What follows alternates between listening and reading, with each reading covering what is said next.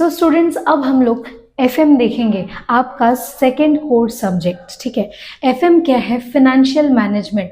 Description तो मैंने आपको पहले ही बता दिया है, लेकिन अभी हम लोग को देखना ये ज़रूरी है कि एफएम होता क्या है। जैसे हम लोग एफआरएफए से देखे थे, वैसे ही हम लोग एफएम भी समझेंगे। यहाँ पे देखिए, एफएम का फुल फॉर्म क्या है? Financial management. एफआरएफएस में हम लोग क्या देखे थे? फाइनेंशियल स्टेटमेंट को एनालाइज करना। और एफएम क्या है? फाइनेंशियल मैनेजमेंट, मतलब फाइनेंस को मैनेज करना। फाइनेंस मीन्स मॉनेटरी, तो आपको समझ में आ रहा है, मॉनेटरी फाइनेंस एंड मैनेजमेंट। तो इसको हम लोग मैनेज कैसे करते हैं? जैसे हम लोग फंड्स को मैनेज करते हैं, हम लोग क्यों मैनेज करते हैं? For our long term purposes, ताकि हम लोग बहुत सारी चीज़ों को कर पाए। वो बहुत सारी चीज़ें क्या होती हैं? जैसे कि हम लोग एक्वायर कर पाए। यहाँ पे आप डेफिनेशंस में देखिए, बहुत ही ब्रीफ में मैं आपको बता रही हूँ।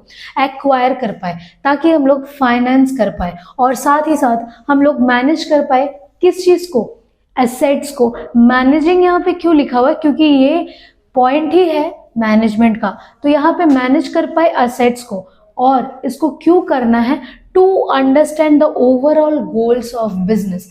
बिजनेस अगर कुछ भी हम लोग चालू करते हैं, या कोई भी कंपनी अगर चालू किया है, तो उसका कोई गोल होगा, कोई मोटो होगा। उसी के वजह से हम लोग को वो जो पता चलता है कि फाइनेंस को हम लोग को मैनेजमेंट क्यों करना है, to achieve that accurate goal for which the company has been started. यहाँ पे देखिए, यहाँ पे ये जो पॉइंट्स मैंने आपको दिए हैं, 7 पॉइंट्स, ये है बेनिफिट। और बेनिफिट्स, फाइनेंशियल मैनेजमेंट करने के बेनिफिट्स, और इसको आप इंपॉर्टेंस में भी लिख सकते हो। Sum of the points can be convert into characteristics also. देखिए, फाइनेंशियल प्लानिंग, फाइनेंशियल मैनेजमेंट जब हम लोग करते हैं, उससे हम लोग को किस में हेल्प मिलता है? फाइनेंस को प्लान करने में, कि हम लोग कब, कहाँ और किस जगह पे फाइनेंस को यूज करेंगे। फिर एक्विजिशन ऑफ फंड, कहाँ से हम लोग फंड्स को एक्विजिशन करेंगे? Acquisition come from the word acquire. Acquire मतलब लेना।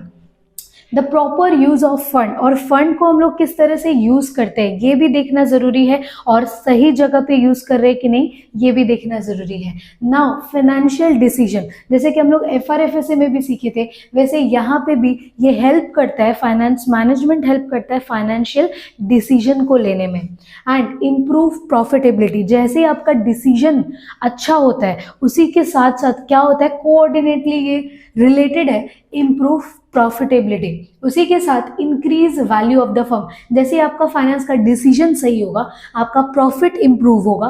प्रॉफिट अगर इंप्रूव होगा तो आपका फर्म का जो वैल्यू है वो ऑटोमेटिकली क्या हो जाएगा? इंक्रीज करेगा। ठीक है, साथ ही साथ प्रोमोट करेगा किस चीज को? सेविंग्स भी बढ़ेगा। क्यों सेविंग्स करना है? For acquiring funds, for financial planning, for proper use of funds. ये सारे पॉइंट्स एक दूसरे से रिलेटेड है। ओके, तो आई होप आपको फाइनेंशियल मैनेजमेंट का एक जिस्ट मिल गया होगा कि what we are going to learn about it. यहाँ पे 2 टारगेट्स होते हैं। यहाँ पे टारगेट्स क्या है? देखिए, पहला टारगेट है profit maximisation. So profit maximisation क्या होता है? हमारा टारगेट होता है कंपनी का, किसी भी फर्म का, बिजनेस का, हम सब का। अगर हम लोग कुछ भी कर रहे हैं तो हमारा टारगेट सबसे पहले किस चीज में आता है? प्रॉफिट में, ताकि प्रॉफिट कितना जल्दी इंक्रीज कर पाए। तो प्रॉफिट अगर इंक्रीज होगा तो ऑटोमेटिकली हमारा बिजनेस और भी डेवलप होता जाएगा। Profit maximisation. And second point is wealth maximisation. Profit जब इंक्रीज होता है, धीरे धीरे मार्केट में आपका गुडविल बढ़ने लगता है, आपके मार्केट में वैल्यू बढ़ने लगता है। उन सब टोटल को मिला के हम लोग क्या बोलते हैं? आपका मार्केट में वेल्थ मैक्सिमाइज होने लगता है। इन दोनों में डिफरेंसेस भी आपके क्वेश्चंस में पूछे जाते हैं, तो इसको अच्छे से समझिए। प्रॉफिट मैक्सिमाइजेशन हम लोग किस चीज में यूज करते हैं? ट्रेडिशनल अप्रोच को यूज करते हैं। क्यों? जैसे कि मैंने आपको एफआरएफएस का वीडियो अगर आपने देखा होगा, उसमें मैंने आपको बताया कि हम लोग जब ट्रेडिशनल अप्रोच फॉलो करते हैं, तो ट्रेडिशनल अप्रोच में हम लोग क्या करते हैं? हम लोग सिर्फ प्रॉफिट को मद्देनजर रखते हैं। हम लोग क्या करते हैं? बहुत सारी चीजों को इग्नोर कर देते हैं, और हम लोग सिर्फ income minus expense is equal to profit को ही देखते हैं। इसीलिए ये क्या होता है? शॉर्ट टर्म के लिए होता है, क्योंकि प्रॉफिट लॉन्ग टर्म में हो सकता है कि फ्लक्चुएट करे। तो वो हम लोग क्या करते हैं? उस फ्लक्चुएशन मैक्सिमाइजेशन को संभालने के लिए हम लोग मॉडर्न अप्रोच का यूज करते हैं।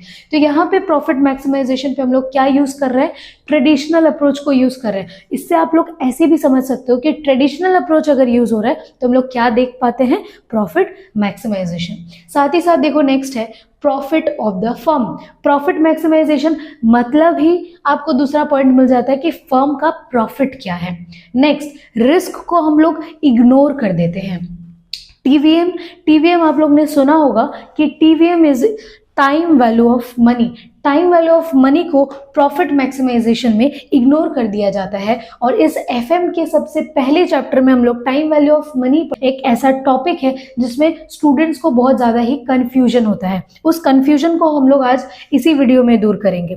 तो टीवीएम को हम लोग इग्नोर करते हैं किस चीज़ में, प्रॉफिट मैक्सिमाइजेशन में। अब हम लोग बात करते हैं वेल्थ मैक्सिमाइजेशन की।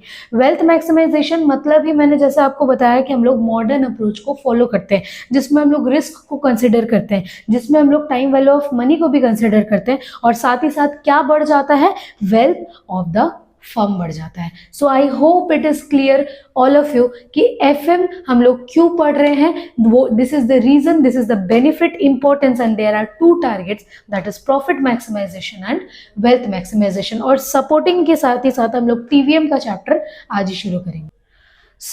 हम लोग अब देखेंगे टाइम वैल्यू ऑफ मनी, जैसे कि हम लोग नीचे उस पेज में देखा था टीवीएम, ठीक है। तो टीवीएम क्या होता है, टाइम वैल्यू ऑफ मनी। जैसे कि मैं थोड़ा सा डिस्क्रिप्शन आपको बताना चाहूंगी कि time is equal to money. ये किसको नहीं पता है, हम सबको पता है। देखो ये चैप्टर भी इस सिलेबस में इंक्लूड करने का एक रीजन है ना। सारे चैप्टर्स आपको पढ़ाए जा रहे हैं तो उसका रीजन भी समझना जरूरी है। उसके लिए मैं आपको थोड़ा सा जस्ट में बताना चाहती हूँ कि इसको पढ़ाने का एक ही मकसद है कि सपोज मान लीजिए आपके पास कोई भी पर्सन आता है, आपके पास कोई भी बेनिफिट प्लान लेके आपको अगर आके बोलता है कि 1 लाख रुपए आपको देना पड़ेगा और 1 साल बाद आपको वो 2 लाख रुपए लौटाएगा। आप कैसे इसको फाइंड आउट करोगे कि ये आपके लिए प्रॉफिटेबल है या नहीं है। So there is a question arises. तो इसी चीज को हमें पता करना है कि कुछ भी अगर हम लोग इन्वेस्ट कर रहे हैं आज या फिर फ्यूचर टर्म्स में, अगर हम लोग को कुछ लेना है, जैसे सपोज मान लीजिए कि कुछ मनी आपको फ्यूचर में इतना सर्टेन अमाउंट आपको एक्वायर करना है, तो आज हमको कितना इन्वेस्ट करना पड़ेगा। तो इस चैप्टर से हम लोग ये दोनों चीजें सीखेंगे। तो यहाँ पे देखिए मनी हैज टाइम वैल्यू। तो आज हमारे लिए जो 10 रुपीज जो मायने रखता है वो 10 साल बाद क्या वही सेम वैल्यू रखेगा? नहीं। पहले के जमाने में जो 100 रुपए वैल्यू रखता था, क्या वो आज 100 रुपए वैल्यू रखता है? नहीं। वैसे ही टाइम के साथ साथ मनी फ्लो कर, time value of money is more important then tomorrow. तो हम लोग ने क्या देखा कि time value today value of money is more important then tomorrow. तो आज का जो मनी का प्राइस है वो ज्यादा इंपॉर्टेंट है टुमारो से। यहाँ पे देखिए difference is the value of money today and tomorrow. इसको हम लोग क्या बोलते हैं, टाइम वैल्यू ऑफ मनी। ठीक है, एकदम शॉर्ट में अगर आपको 1 लाइन में डेफिनेशन चाहिए तो the difference in the value of money today and tomorrow, आज के पैसे में और कल के पैसे में जो डिफरेंस है ना, उसको हम लोग बोलते हैं time value of money. So अब हम लोग देखेंगे there are 2 methods. Time value of money are of 2 methods. First is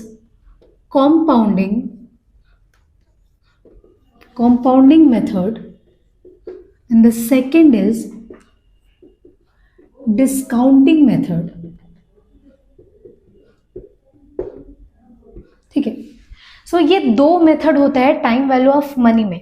so यहाँ पे देखिए कंपाउंडिंग मेथड और डिस्काउंटिंग मेथड क्या है, फ्यूचर वैल्यू ऑफ प्रेजेंट। यहाँ पे देखिए it is a definition,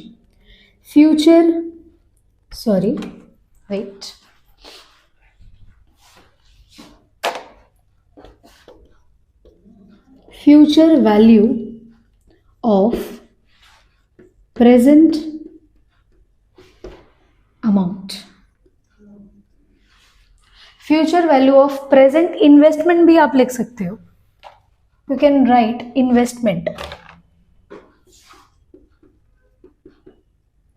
future value of present investment. उसके बाद इसका अगर प्रॉपर डेफिनेशन, जैसे ये है compounding method, future value of present investment, मतलब आज आप जो इन्वेस्ट कर रहे हो उसका फ्यूचर में आपको कितना पैसा मिलेगा। यहां अगर आप डेफिनेशन में लिखो,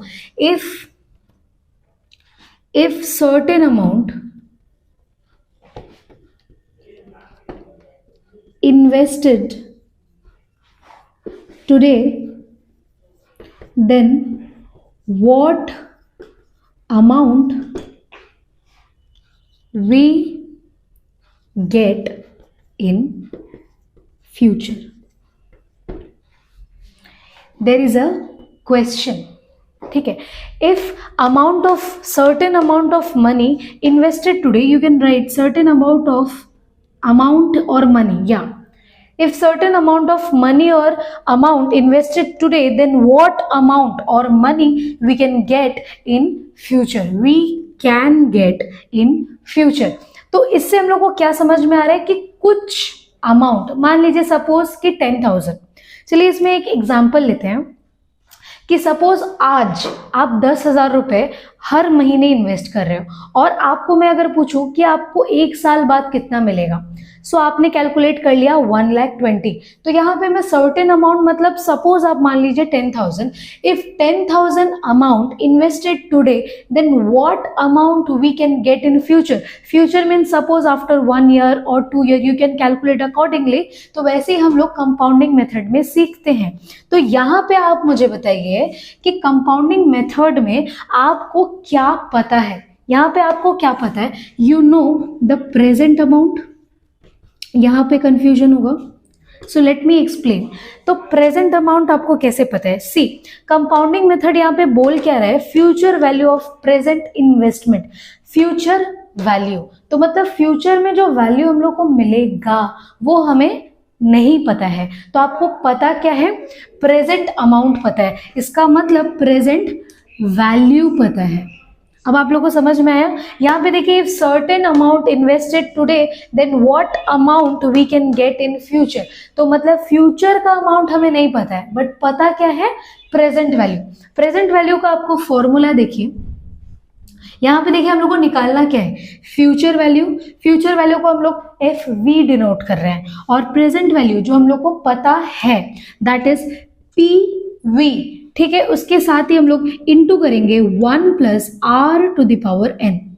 this is the formula of compounding method. अब यहाँ पे मैं आपको बताना चाहूंगी कि फ्यूचर वैल्यू ऑफ पी, देखिए फ्यूचर वैल्यू हमको निकालना है, PV is your present value, जो हमें कंपाउंडिंग मेथड में पता है। यहाँ पे देखिए कुछ नहीं है, मतलब हम लोग सभी जानते हैं ये इंटू है 1 + r⁴n।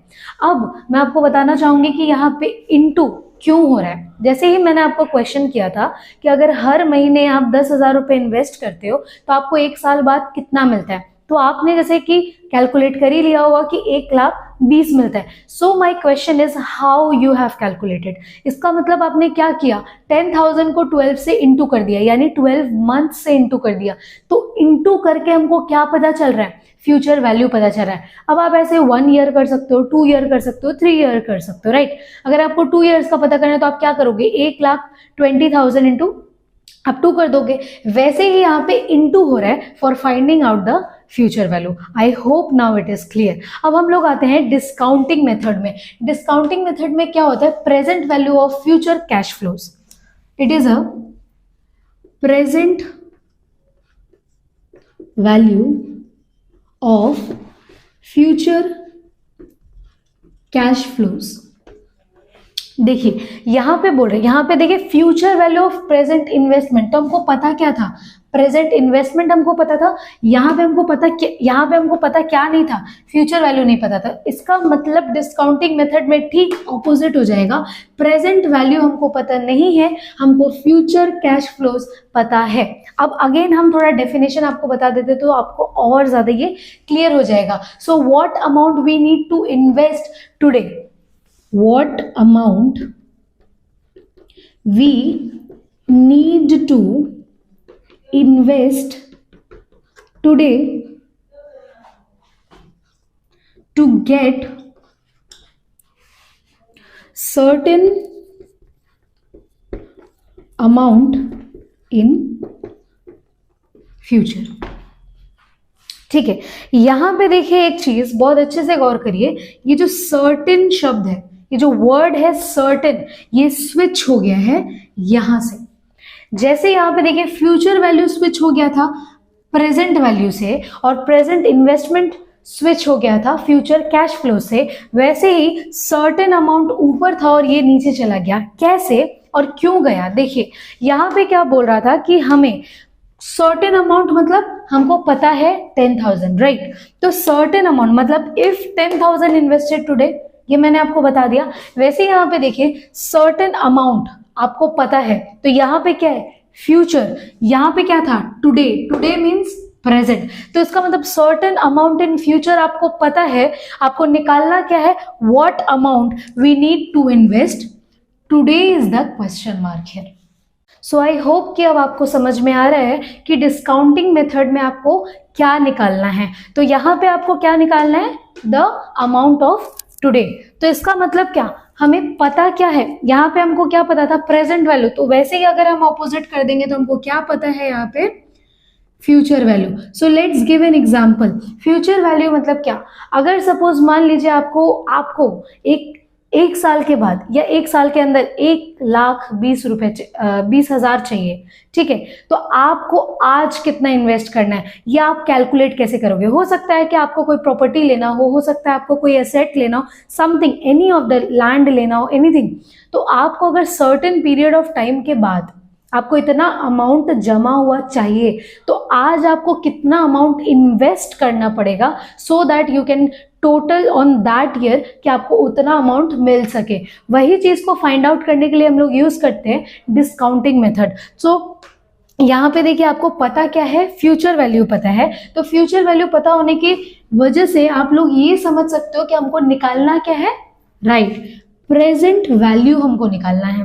तो प्रेजेंट वैल्यू हमको निकालना है, तो क्वेश्चन इक्वल टू के उस पार क्या है? हमको जो पता है वो क्या पता है? हमको फ्यूचर वैल्यू पता है। अब यहाँ पे देखिए हमको ये निकालना था, वहां पे हमको पीवी निकालना है। यहाँ पे हमको पीवी पता है, वहां पे हमको फ्यूचर वैल्यू पता है। अब यहाँ पे ये इनटू हो रहा है। अब आप मेरे को एक चीज बताओ, फॉर्मूला याद नहीं करना है, फॉर्मूला को समझना है, ताकि कोई भी क्वेश्चन आए, चाहे वो डिस्काउंटिंग हो चाहे वो कंपाउंडिंग हो, आप आसानी से कर पाओ। पहले आपको फॉर्मूला को समझना है कि वो है क्या, याद मत करो। याद करोगे तो इसीलिए बच्चे लोग को ये टॉपिक बहुत ही ज्यादा हार्ड लगता है। तो इसलिए मैं बहुत कोशिश कर रही हूँ कि आपको बहुत ही इजी तरीके से समझ में आ जाए। तो पीवी, यहाँ पे एफ वी। अब यहाँ पे आप ही मुझे बताओ कि यहाँ पे फॉर्मूला आगे कैसे होगा। जैसे मैं अगर आपको क्वेश्चन करूं कि 1,20,000 अगर एक साल के बाद मुझे चाहिए, आज पहला महीने में मुझे कितना इन्वेस्ट करना पड़ेगा? इंटरेस्ट को आप एकदम इग्नोर करो। आप मुझे बता पाओगे कि अगर 1,20,000 रुपये मुझे 12 महीने बाद मिलेगा, तो मतलब फर्स्ट मंथ से मुझे कितना इन्वेस्ट करना पड़ेगा? 10,000। जैसे आप इसको इनटू किए थे, तो आप ये 10,000 तक पहुंचे कैसे? डिवाइडेड बाई 12 कर दिए, द अमाउंट डिवाइडेड बाई 12।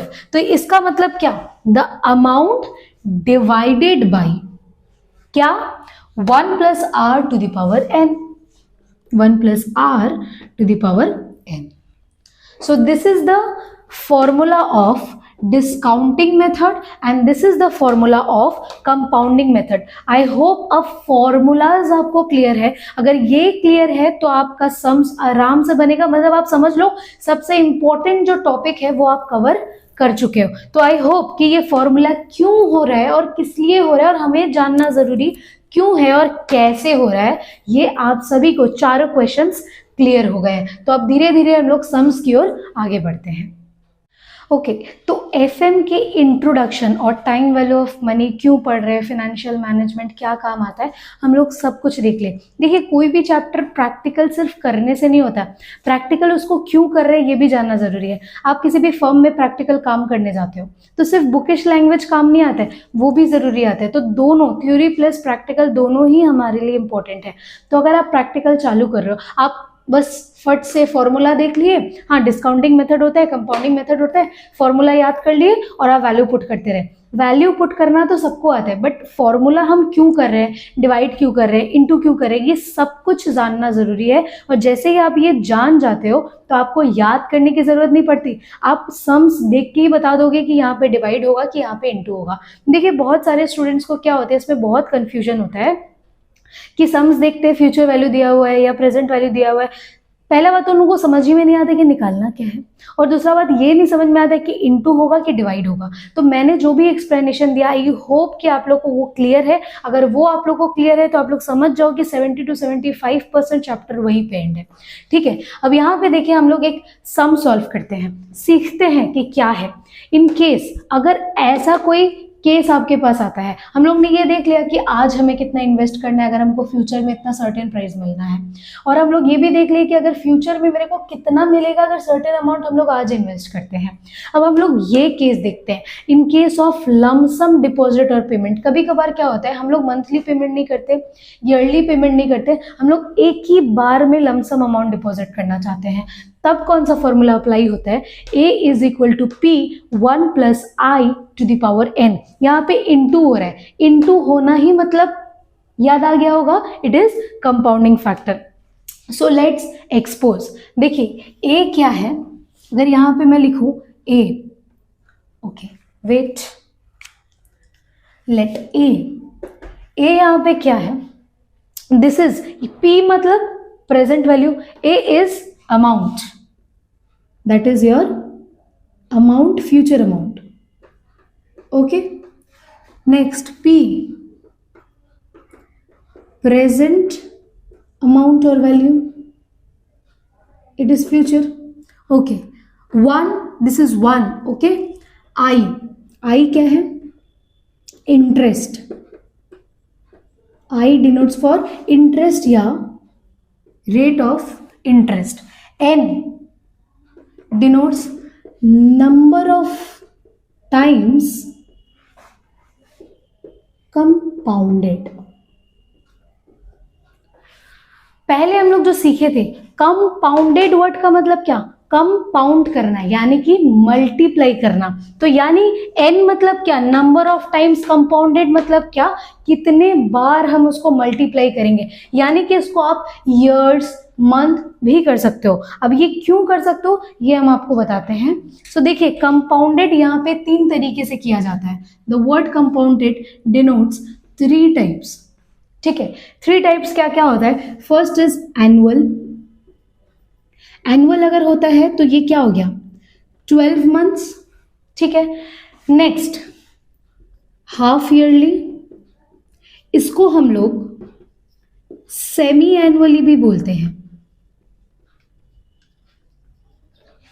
ठीक है, which is consist of 6 month. ठीक है, और यहां पे एक और बचता है, सबको आंसर पता ही है, दैट इज क्वार्टरली। कितना होता है क्वार्टर, बोलो।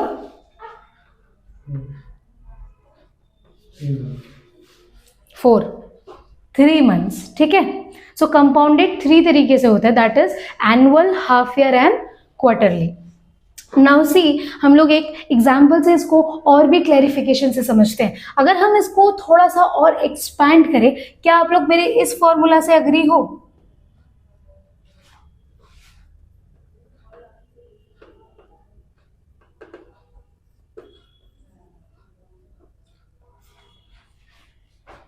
आई होप इससे अग्री हो गए, क्योंकि ये जो इनटू हो रहा है वो क्या है, कंपाउंडिंग फैक्टर है। अगर आप ब्रैकेट नहीं भी दोगे तो यहाँ पे into, nothing is equal to multiplication. ठीक है, अब हम लोग एक सम्स में आते हैं तो आपको और भी ये क्लियर हो जाएगा। See the sums is, suppose let an example of, क्योंकि एग्जाम्पल जब तक नहीं समझेंगे तब तक प्रैक्टिकल कर नहीं पाएंगे। एग्जाम्पल सपोज आई को आपको दे दिया गया है सपोज 10%। ठीक है, आई 10% और n which is year suppose 12 है, मतलब आपको 12 टाइम्स करना है। नंबर ऑफ टाइम्स कंपाउंडेड, इसको देखो ईयरली नहीं सोच के अगर आप नंबर ऑफ टाइम्स कंपाउंडेड सोचोगे ना, वो और भी आसानी हो जाएगा। यहाँ पे देखो अब हम लोग इस फॉर्मूला से इसको और भी सिंप्लीफाई करते हैं। तो फॉर्मूला क्या है, a इज इक्वल टू, बोलो, 1 plus I to the power n। ठीक है, अब इसको हम लोग कंपाउंड करते हैं। देखो सबसे पहले ना हम लोग ये कंपाउंडिंग फैक्टर को सीखेंगे। ठीक है, ये कंपाउंडिंग अगर आपको आ गया, जो भी वैल्यू आएगा आप उसको प्रेजेंट वैल्यू के साथ मल्टीप्लाई कर दोगे, और जैसे ही आप मल्टीप्लाई कर दोगे आपका अमाउंट आ जाएगा। तो सबसे पहले इसको करना सीखते हैं। अगर ये आपको समझ में आ गया तो मतलब समझ लो और 80% डन। ओके, यहाँ पे देखिए 1 प्लस, हम सिर्फ ये अमाउंट देख रहे हैं, ये पोर्शन, ठीक है, 1 plus I to the power n है। इसको हम लोग कैसे लिख सकते हैं? क्या हम लोग अगर इसको तोड़े, सबसे पहले इसको देखिए, आई अगर हम लोग देखते हैं दैट इज 10%, क्या 10% का हम लोग ऐसे लिख सकते हैं? ठीक है, यहां पे देखिए, यहां पे हम लोग ऐसे लिखते हैं 1 प्लस 0.10 टू द पावर 12। समझ में आया? इसको अलग रखिए, समझ में आया यहां तक? यहां पे अगर हम लोग और थोड़ा सिंप्लीफाई कर देते हैं, ये 1 प्लस 0.10 कितना होता है? 1.10 टू द पावर 12। ठीक है, अब हमें कैलकुलेटर की नीड पड़ेगी इसका सिंप्लीफिकेशन करने पे। सो कैलकुलेटर, ओके, सी, इसको अच्छे से समझना, ये इनटू और डिवाइड मेन है। अगर ये इनटू डिवाइड आपको कैलकुलेटर में करना आ गया तो मतलब मैंने पहले ही बता दिया 80% कवर है। सी 1.10 ठीक है, 1.10 इंटू है, इसको हम लोग 12 टाइम्स करेंगे तो वापस से एक बार 1.10, यहाँ पे कितना बार हो गया? 2 टाइम्स। इसको हम लोग और 11 टाइम्स करेंगे क्योंकि ऑलरेडी 1 टाइम हम लोग यहाँ पे इंटू कर चुके हैं, तो इक्वल टू को हम लोग 11 टाइम्स प्रेस करना है। 1 2 3 4 5 6 7 8 9 10 11 टाइम्स क्यों किए? क्योंकि जैसे ही हम लोग 1.10 फर्स्ट टाइम प्रेस किए इनटू 1.10, तो वहां पे हम लोग एक बार हो गया, उसके बाद एक हो गया तो मतलब -1, यानी 11 टाइम्स मोर करना है। तो होल कितना हो जाएगा? 12। तो इसका आंसर कितना आया? 3.1384। तो यहाँ पे आंसर क्या हुआ? 1384। हम लोग 4 डेसिमल्स तक लेंगे, ठीक है, और 5th डेसिमल हम लोग देखेंगे कि वो 5 से ज्यादा है, तब हम लोग यहाँ पे +1 कर देंगे। तो ये हो गया आपका अमाउंट। ठीक है, अब ये एग्जाम्पल हमको समझ में आ गया। अब हम लोग एक सम्स करेंगे, ठीक है, उससे आपको और भी ज्यादा डिटेल में क्लियर हो जाएगा। तो एक बार मैथ देखो और सम्स बोलो, एक सम्स बोलो। A is equals to 20,000, I equals to 12% 12% per annum, okay, n equals to 2 years. 2 years, okay. Then find out PV Find out PV at inflow and at inflow at inflow if interest compounded if interest compounded half yearly, right? Yes, ma'am. Okay.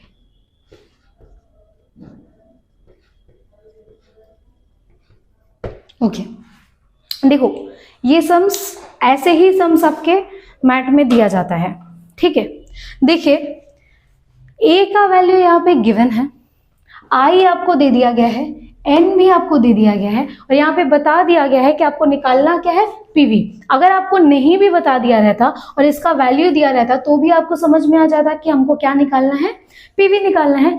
Eight inflow if interest compounded half yearly, तो यहाँ पे बोल दिया है कि अगर half yearly, यहाँ पे देखिए कंपाउंडेड हम लोग बात किए थे हाफ ईयरली, तो वैसे यहाँ पे बता दिया गया है कि इंटरेस्ट कैलकुलेटेड हाफ ईयरली। तो हम लोग को इसको सॉल्व करना है, बहुत ही आसान है। देखिए अगर आप लोग चाहे तो यहाँ पे वीडियो को पॉज करके खुद सॉल्व कर सकते हैं, और यहाँ पे मैं सॉल्यूशन सॉल्व करके बताती हूँ। सी, यहाँ पे ये फॉर्मूला हम लोग लेंगे, ठीक है, A is equal to P 1 plus I to the power n, but यहाँ पे गिवन क्या है? A गिवन है, तो हमको क्या करना होगा? P को स्विच करना होगा, राइट, क्योंकि हमको निकालना क्या है? P निकालना है। So P is equal to A, ये डिनोमिनेटर हो जाएगा। फिर अच्छे से देखिए, A यहाँ पे हमको दिया हुआ है और P हमको निकालना है, तो P को हम लोग इक्वल टू के इस साइड लेके आ रहे हैं और राइट हैंड साइड क्या हो जाएगा, A डिवाइड हो जाएगा, राइट। तो 1 plus I to the power n। अब हम लोग वैल्यू पुट करेंगे, P हमको निकालना है तो P एज इट इज रहता रहेगा। उसके बाद A कितना दे दिया है, 20,000, right. 20,000 1 plus I to the power n, 1 plus I कितना दे दिया है, देखो 12। अब इसको ये 12 को हम लोग को सबसे पहले ये आई को कैलकुलेट कर लेना है। यहाँ पे सपोज मान लो मैं आई को कैलकुलेट कर रही हूँ, देखो आई है 12%, राइट। तो 12 को हम लोग ऐसे लिख सकते हैं, ठीक है, सॉरी यहाँ परसेंटेज नहीं होगा। 12 को हम लोग अगर ऐसे लिख सकते हैं तो यहाँ पे क्या बोला है, देखो हाफ ईयरली बोला है, तो यानी कि हमको इसको क्या कर देना है, 0.6 हो जाएगा, 0.6 हो जाएगा, सी 0.06 हाफ ईयरली हो गया। तो यहाँ पे कितना आएगा, 1 प्लस, बोलो मैम 0.06। यस 0.06। अब n कितना दे दिया है, 2। लेकिन लेकिन लेकिन सुनो, यहाँ पे बोला है हाफ ईयरली, इस वर्ड को अच्छे से समझो। हाफ ईयरली मतलब सपोज अगर मैं आपको एग्जांपल दूं कि आपको मुझे 400 रुपए देना है 2 साल में, ठीक है, यहाँ पे 2 साल दे दिया गया है। सपोज लेट एन एग्जाम्पल, आपको 400 रुपए मुझे 2 साल में पे बैक करना है और मैं आपको ऑप्शन दे रही हूँ कि आप 6 महीना में मुझे पे कर सकते हो, तो आप 6 महीना में कितना पे करोगे, 100 रुपीज। 6 महीना में आप 100 रुपीज पे कर रहे हो, तो 100 रुपीज आपने कैसे कैलकुलेट किया, आपने उसको डिवाइड कर दिया। तो यहाँ पे क्या होगा कि जैसे यहाँ पे 2 साल बोल रहा है तो हमको यहाँ पे क्या समझना है, हमको 4 बार पेमेंट करना पड़ रहा है। 6 महीना, 1 साल में 6 महीना, 6 महीना 2 बार आया, 2 साल में 4 बार आया, तो यहाँ पे 2 इंटू 2 हो जाएगा, कितना हो जाएगा, 4, दैट इज 2 इंटू 2। समझ में आया। यहाँ पे कंफ्यूजन स्टूडेंट्स का हो सकता है। अब यहाँ पे क्या क्या क्वेश्चन हो सकता है, 2 इयर्स की जगह एनुअल हो सकता है, हाफ ईयरली जो यहाँ पे दिया हुआ है, या क्वार्टर भी हो सकता है। समझ में आया। अब यहाँ पे हमको क्या करना है, देखो इसको हम लोग और सिंप्लीफाई कर सकते हैं ताकि आपको लिखने में और आसान हो, समझने में भी आसान हो। P is equal to 20,000 into 1 divided by 1 plus 0.06 to the power 4। Just मैंने इसको अलग कर दिया ताकि अगर मैं इसका वैल्यू निकाल पाऊं तो मेरे को 20,000 को बस इंटू करना है। अब यहाँ पे देखो P मुझे निकालना है, 20,000 मैं एज इट इज रहने देती हूँ, ठीक है। अब यहाँ पे अगर आप इसको 4 टाइम्स करोगे, 1 डिवाइडेड बाई 1 प्लस 0.06, इसको आपको क्या करना है, इसको हम लोग ऐसे लिख सकते हैं 1 बाई 1.06 को आपको 4 टाइम्स करना है, ठीक है। सो 1.06 करके बताओ, 1.06 इंटू 1.06, 1 2 3, आंसर कितना है यहाँ 1.262 डिवाइडेड बाई 1.262, कितना आंसर आया 0.7921। यस 0.7921। देखो यहाँ पे क्या आ रहा है, P इज इक्वल टू 20,000, 0. बोलो 7921।